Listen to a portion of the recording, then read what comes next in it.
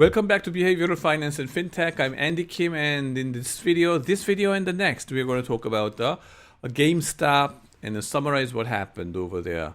You see famous guys' pictures over here, and then see what happened in January this year, right? A legendary effect. But before we move on to that, right, there was a huge impact coming from the social media upon the financial market. But the impact of social media on stock market has been a big issue for researchers as well. So here's my professor at University of Minnesota, Murray Frank, and his original paper in 2004, right? Worked like this. They used the, They went to the Yahoo messaging, system in a stock trading platform in Yahoo, right? Discussion board was there, Raging Bull, and then they collected 1.6 million plus messages from there. Stock discussion. Is this a good stock to buy it or sell it? And then, the debate goes on like that. And what's the impact on these debates in the social media on that specific price they discuss, right? They used naive Bayesian method to classify those texts into good message versus bad message versus neutral message, buy, hold, sell, right? And then they found that the messages predicted return before considering transaction cost, but after considering the transaction cost, it disappeared, which means the magnitude is too small to make money out of it, okay? Instead, what they found was that the message increased the volatility intraday, right? Within a day, once you have a message coming up for positive or negative, then there shall be some or antagonist against you in social media. People will hate each other anyway. So there will be a disagreement. Not about the hate, but there shall be disagreement. And then those disagreement not only takes place in the social media, but also in the stock trading. And that stock trading with disagreement ends up having high volatility. Up and down, right? Somebody buys and sells, right? So that's that. Which is important for option traders, right? You can make money out of it. And if you are interested in Korean stocks, right, you can go ahead and crawl this data over there. That was 2004. 10 years later, Professor Hwang Byung-hyun at Cornell University. Oh, Korean name. Yes, he's a Korean American / German. And then he published a paper that was, titled something like Wisdom of Crowds. How much is it effective in predicting the stock returns? Here, he used a new social media platform, Seeking Alpha, instead of Yahoo messaging bulls, right? Or Raging Bulls. Now, there, he collected, those stock discussions. In the left-hand side, you see this, right? Trending analysis by amateur stock analyst who wants to be a professional analyst in the future, and then they are trying their best to analyze those companies to their most rigorous mind. Now, what he found using those 7,000 companies discussed in those page, and then using the text analysis for 97,000 analyses, and then 470,000 replies, okay, associated with those. He found that a 1% increase in negative words was associated with abnormal return decrease by about 38 basis points worth, 0.38%, okay, over the next week. And then what is more is that the negative tone over here in the discussion board had significant predictive power about the future accounting returns, accounting performances, economic fundamentals.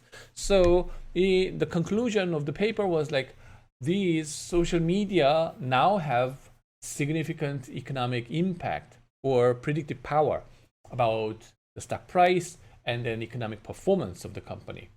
And social media became a field where many amateurs with significant intelligence compete to draw attention from the industry experts, right? Their prediction and analysis became meaningful And then another professors, Bartov et al. Of New York University, they also analyzed Twitter messages and found out predictive power of the social media about the stock investment, right? But the thing is, for the Twitter messages, interesting thing is now the SEC said that they recognize the Twitter can be an official channel of information disclosure. Previously, that was 2013 or something. And previously, it was not recognized as a legitimate outlet of your information disclosure. Then, like many years ago, the companies in the US had to disclose the information at the EDGAR website for the first time. Okay, first announcement had to be in the website EDGAR. But afterwards, now you can post the first information in the Twitter as well. Increasing power of social media on stock market is commonly documented. Now, with that, what do we have over here in the GameStop, Reddit, and then Wall Street Bets, right? Wall Street Bets. Now, what? You see this picture. What the hell is this? Well, this is GameStop, right? The retail store offline. And you see the stock trading chart, right? Buy and sell. Those moving averages. But what is interesting is this one. Usually daily price when a trade take place with minimal degree of this kind of volatility. But on January 28th, right? A huge bombardment happened for the GameStop stocks like this. What the heck is that? And what you see over here is Robinhood. Okay, Robinhood, the app, right? Stock trading app for you and me, financial democratization. You can trade, buy and sell stocks for free in this Robinhood. We are the democratizer of this, financial world, right? We are the 99% people. So trade for free. Abruptly, they, eliminated those buy button on this day. Only sell button was active. What? It was a major disaster and an accident, right? So we're going to talk about that one, right? Anyway, a little bit of history is like this. GameStop started in GameStop is selling games console like PlayStation through more than 5,000 offline stores. I don't know how many of you are playing games using PlayStation or Xbox. We have Nintendo in my house, by the way. The founder is James McCurry and Gary Kusin, who are Harvard MBAs, right? Graduates. And then they founded it at Dallas, Texas, so south of the United States, the South, in 1984. And then they made a big hit by selling Nintendo game consoles. And they merged a big software retail chain in Minnesota, where I studied, yes, and became a Neostar Group in 1994.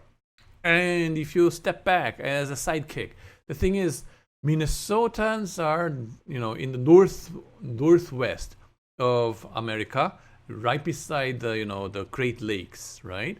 And then the Texas is in the south. And the thing is, the political stance between these two groups, states, could not be farther away. Okay, the hardcore Republicans and hardcore Democrats, like that. And then immediately I could feel that, oh my God, is a trouble coming in? I could see some tension going on like crazy. The thing is, coincidentally, maybe chaos happened in this company. And immediately CEO changed frequently, and then the headquarters moved to Grapevine, Texas, and eventually they bankrupted soon. And then afterwards, there was a rescue effort coming from Leonard Riggio, the biggest shareholder of Barnes & Noble, which is the biggest offline bookstore chain in the United States. And this guy acquired Neostar, the game company. I can guess that there was a synergy effect from this network of bookstores all around the United States and this, game console company. console retailers, right? Then this company changed the name into GameStop in 2000, right? And then they did the IPO in 2002 because they were making a successful turnaround over here. And then not just a turnaround, excuse me, but the international expansion was very successful in 2008. They went into Canada, Europe, Australia, New Zealand, and Norway, you name it, right? Became very popular internationally.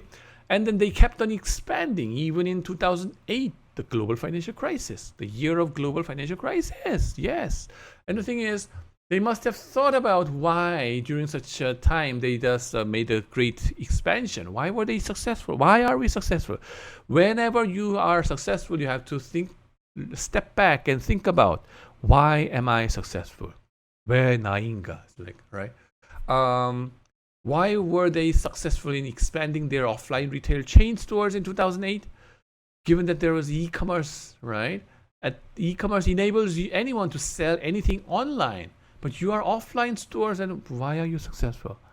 Is it because of the real estate market crash, and then the land price, and then all those prices went down, and then the retail stores, you can buy it cheaply for the store space? And then you must have thought about, the company must have thought about, do we really need those store spaces? But they did not. And then gaming market was changing from hardware-based two-person games into a network-based multiplayer games. So, for example, the CEO of Blizzard, is it a familiar name for you? Blizzard, right? StarCraft and Brood War, right? Blizzard CEO was top 3 in terms of the compensation, CEO pay in the United States in 2020. That tells a lot about, almost like $700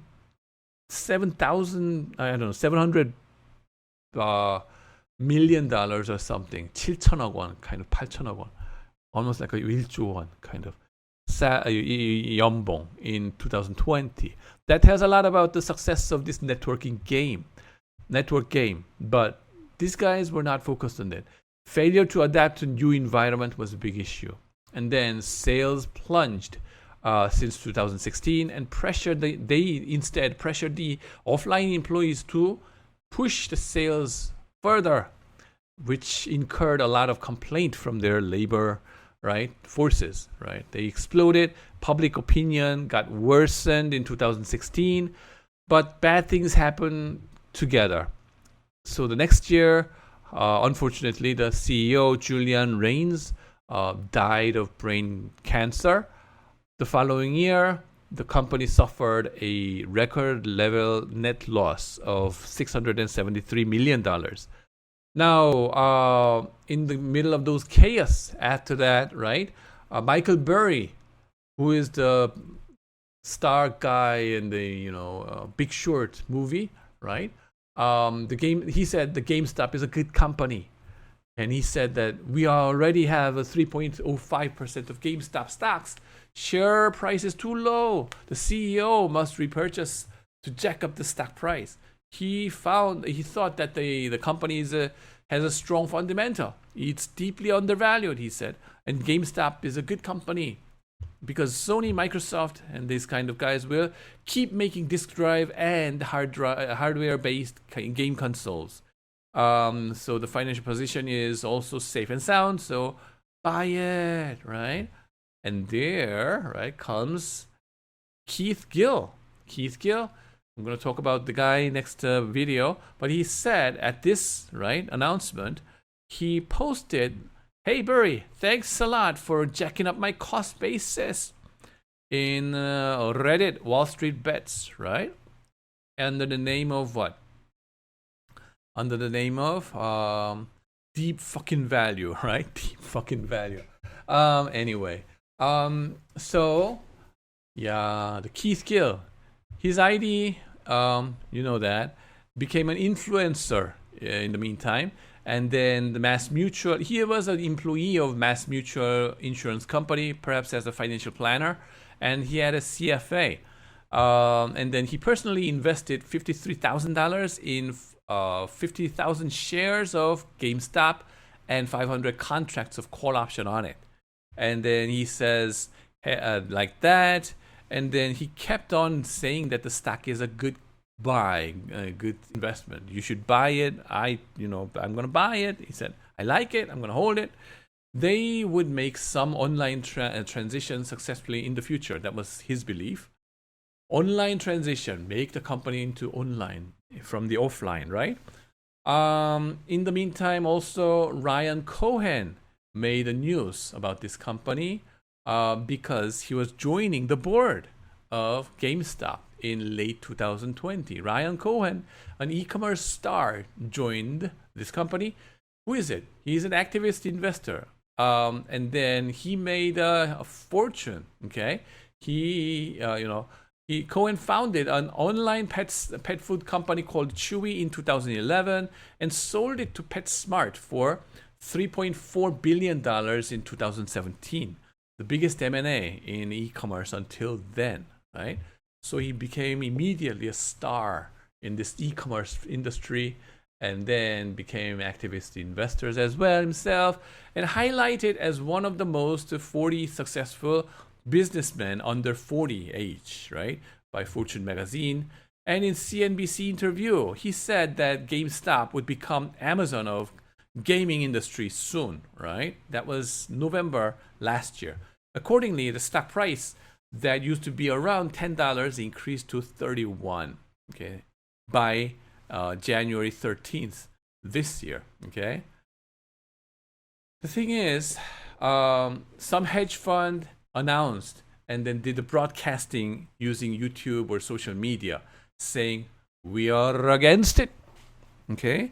Hedge funds that short sold GameStop did live broadcast over social media saying like this. Here comes Citron Research. Citron Research, Mr. Left is his name, right? Tomorrow a.m. at 11:30 Eastern Standard Time, Citron will live stream the 5 reasons GameStop buyers at these levels are the suckers at this poker game.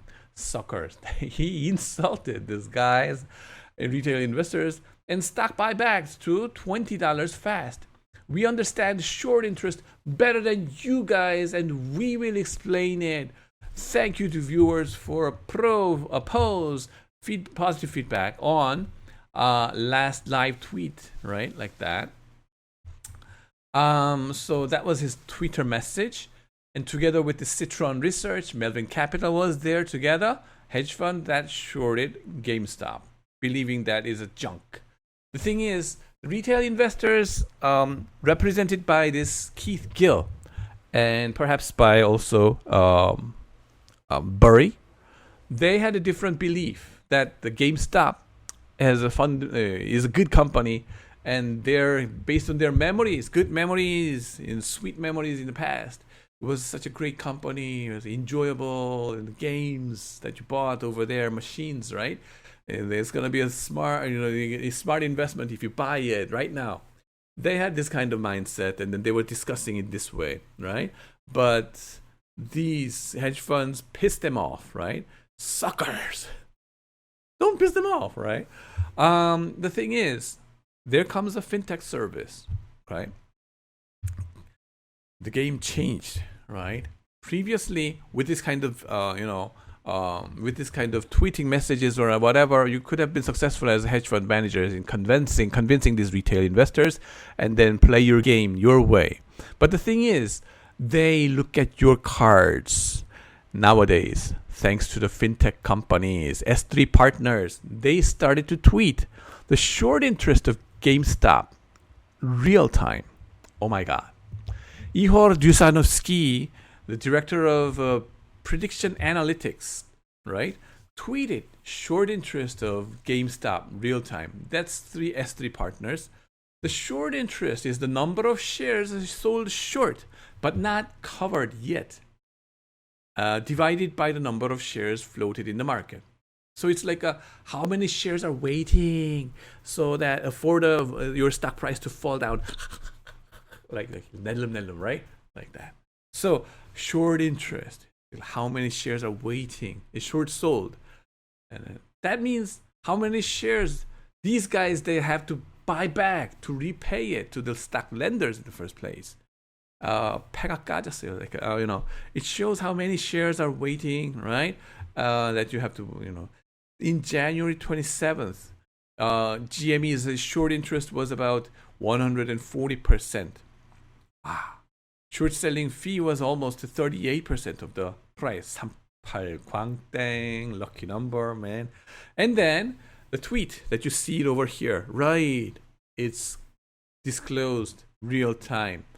Not like, it used to be not like this in the United States. The short interest was disclosed maybe 2 weeks later in lower frequency, not real time, right? So, and then it's not for free, right? In the real time basis, of course, it's expensive, but these guys were doing it, right? And then, in contrast, in Korea, your short interest is disclosed for free. 2 days later, 2 days time lag is there, but it is disclosed. Oh my God. We don't have a sense of data preciousness, how precious it is for the data, how precious the data is, right? We don't have a sense of it, how much you can sell it for, more expensive price. But America, everything is priced, right? So that's why. Multiplication effect of short covering is here.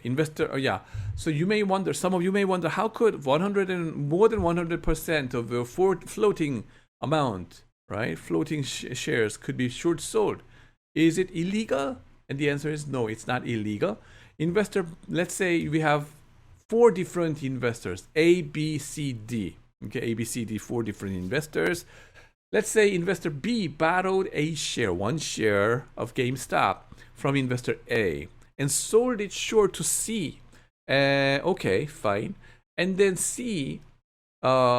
then investor D borrowed a share from C to sell it short to somebody else. Now, as you see, it's just one share of GameStop, but it changed hands 4 times, and it was sold short twice. Right? By B and by D, right? Now, suppose the share lenders A and C have to get back the shares for whatever reason. Maybe the company management say, we are going to buy back the shares from you, every one of you, leverage buyout or whatever. So you have to tender those shares. Any shareholders, A and B, please tender it or give it back to me. And then the AC, right? AC, they will have to ask D and B and say, bring me back those shares because I have to, give it back to the company.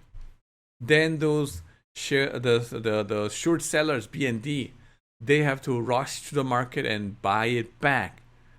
Remember, it's just an identical one stock, but 2 people are trying to buy back.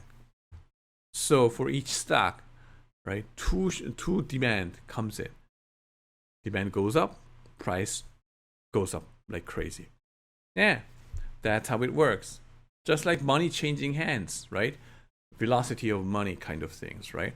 This would be a less of a concern if the stock is a big stock because there are so many investors with the stock in their account.